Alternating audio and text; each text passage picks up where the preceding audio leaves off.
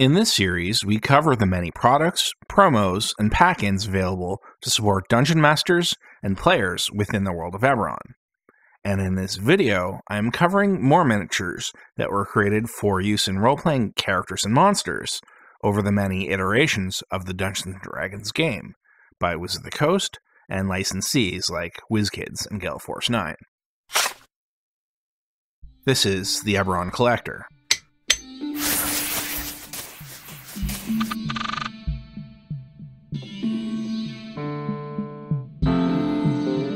Constructs like Warforged and other engines of destruction are a long-standing and important part of the world of Eberron, and new constructs appear in just about every new D&D supplement. Of course, anything from D&D could appear in Eberron, but not every bit of content is canonically part of Eberron. So, in this episode of the Eberron Collector, we'll look at some of those constructs in miniature form where their status in Eberron is established, but questionable.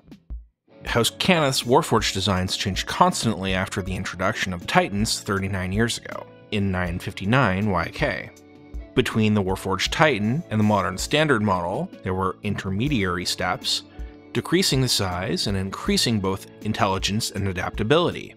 The biggest step between those models was the ape-like Warforged Charger. Miniaturization experiments continued, even after reaching standard humanoid sizes for Warforged soldiers.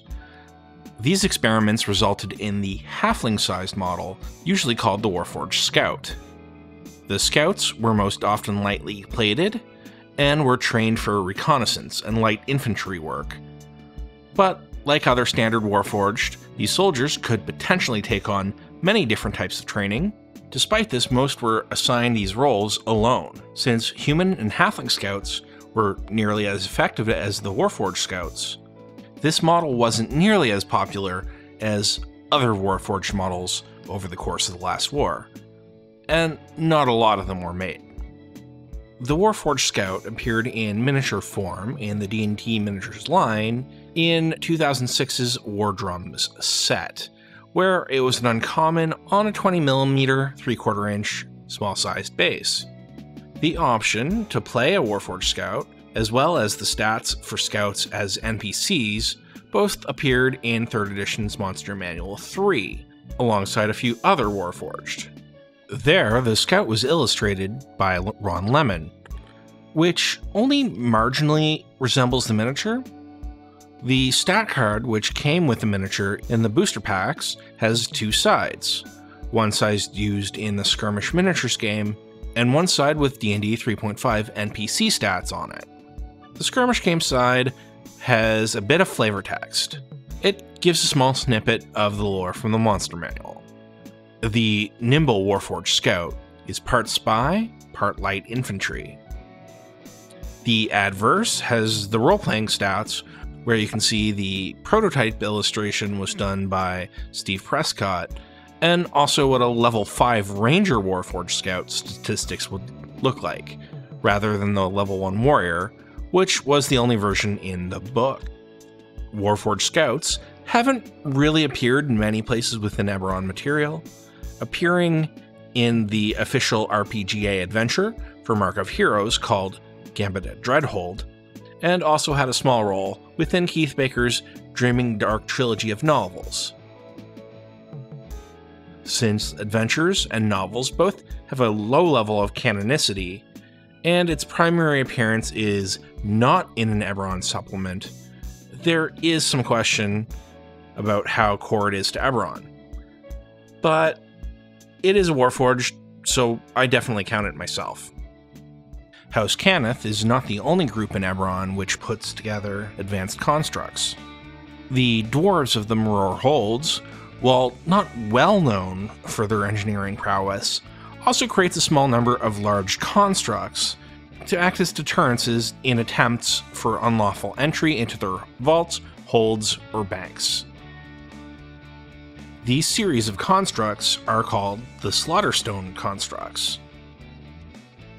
In the Kundarark Bank of Sharn, in Sharn's Kornath district, the massive Slaughterstone Behemoth acts both as a tourist draw and is a fearsome protector due to both its novel construction and sheer size. The other variety, the Slaughterstone Eviscerator, is not quite as large, but is nearly as dangerous due to its wielding 4 massive ogre-sized greatswords. This miniature is the Slaughterstone Eviscerator. It appeared pre-painted as a rare in the War of the Dragon Queen booster set for the D&D miniatures game. It is a large figure on a 2-inch 55mm base. The miniature was based directly on the Wayne England art within the 3.5 Monster Manual 3, or perhaps both the book art and the miniature were based on the sketch by Dennis Crabapple McLean found on the stat card. You can see that art even better on the Epic version of the stat card's backside. The Epic version of the stat card allowed for higher-powered skirmish battles. There's also the possibility, based on notes on Justine Mara Anderson's website, that both England and Crabapple McLean's art was based on Anderson's design. That is not altogether clear. Either way, back on the standard card skirmish side, some flavor text reads, "Even dwarf engineers marvel at its destructive might."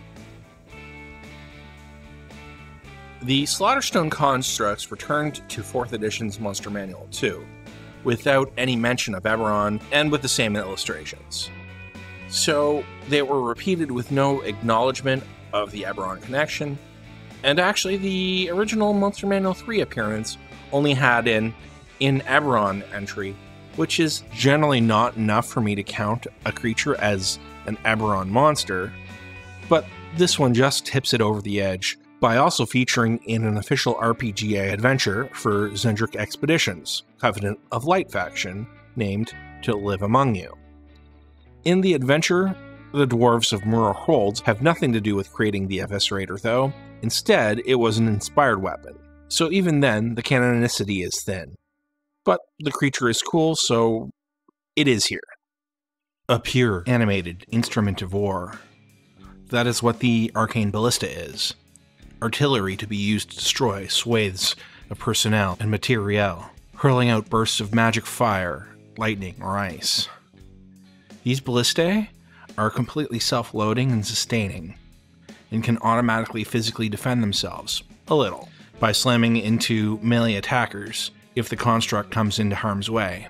Otherwise, these ballistae can only act based on instructions by its controller, designated by an amulet created alongside the ballista during initial construction. The amulet does require a modicum of arcane skill, so only spellcasters have the knowledge required to control the construct when wearing the amulet. The miniature of the Arcane Ballista was released as a rare in the D&D miniatures game set War Drums, released March 3rd, 2006.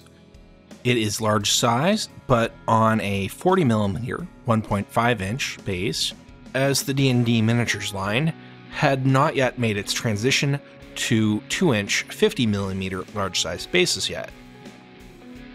The skirmish game side of the Arcane Ballista's stat card includes some flavor text.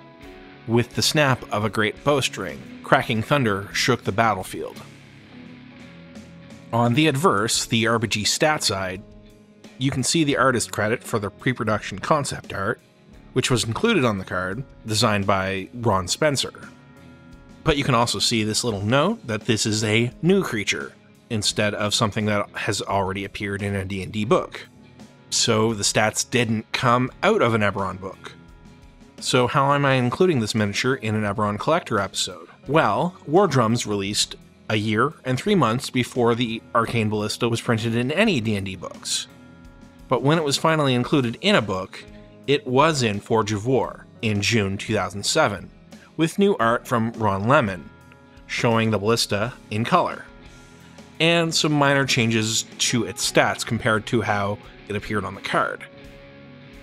The Arcane Ballista did also appear on one of the 3 booster boxes for the War Drums set, with art by Ralph Horsley. You may also note that the brass or bronze coloration of the mini is much darker on the miniature than in the art in the book. War Drums is somewhat notorious around its release for much darker and often less detailed paint jobs than what may have been intended based on the promotional pictures of Paint Masters that were released in the old Wizard of the Coast art gallery. This is the most explicitly canonical miniature of this whole group, but it makes it into the video because of that period between the miniature release and the first canon printing. This smaller, animate ballista clearly has engineering and design lineage in the arcane ballista, with similar dragon-headed styling to its larger cousin. This construct primarily uses standard mundane bolts, though it can occasionally fire an explosive bolt, just not as often. A trick the arcane ballista doesn't have, but the oaken bolter does have, is the ability to fire a harpoon and reel in its target, allowing allied fighters to fight an enemy who is unable to escape. The Oaken Bolter is this channel's first video foray into miniatures that are not pre-painted. It is available as part of WizKids Dungeons & Dragons Nolzur's Marvelous Miniatures line, where it was released in July of 2021 as part of that line's 15th wave of miniature releases. It comes as part of a 2-pack, where it comes pre-assembled and pre-primed in Vallejo brand primer, ready to be painted with very little preparation. Though you may choose to rid yourself of mold lines and seams with sanding or other means, though for this particular mini, that's not really going to be an issue, as there's not much in the way of exposed seams or mold lines to worry about. I myself chose to paint the miniature as similar as possible to the example render WizKids provides, which closely resembles the Justin Gerard art of the Oaken Bolter in Mordenkainen's Tome of Foes, and Mordenkainen Presents Monsters of the Multiverse. Now, why are we looking at a miniature for a creature original to a modern core D&D book? Well, I believe the Oaken Bolter has questionable but definitive Eberron lineage.